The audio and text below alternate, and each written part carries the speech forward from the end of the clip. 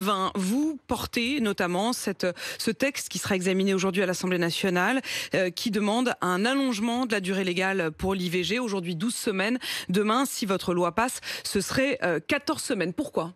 Alors aujourd'hui, environ 8 femmes par jour partent à l'étranger pour avorter. C'est une vraie inégalité sociale puisque seules les femmes qui peuvent partir à l'étranger avorter le font.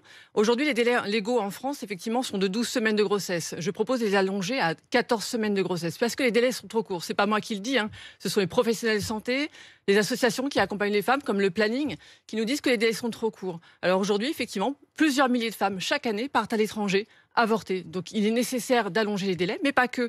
Ma proposition de loi va un peu plus loin, bien évidemment, puisqu'elle propose également de permettre aux sages-femmes de pratiquer ce qu'on appelle l'IVG instrumentale.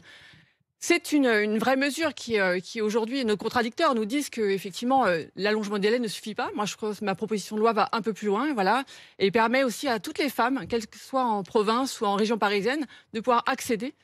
On a bien compris que le constat que vous faites, c'est qu'il y a un certain nombre de femmes qui n'arrivent pas à obtenir un IVG dans les délais impartis, c'est-à-dire dans les 12 semaines.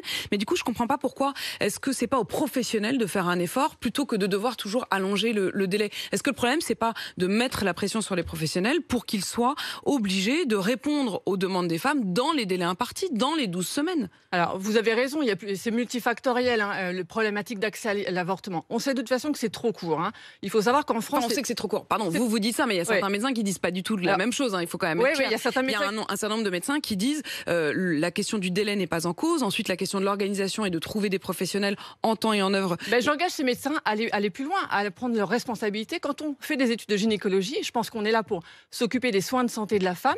Et s'occuper de la santé de la femme, c'est s'occuper aussi de l'IVG.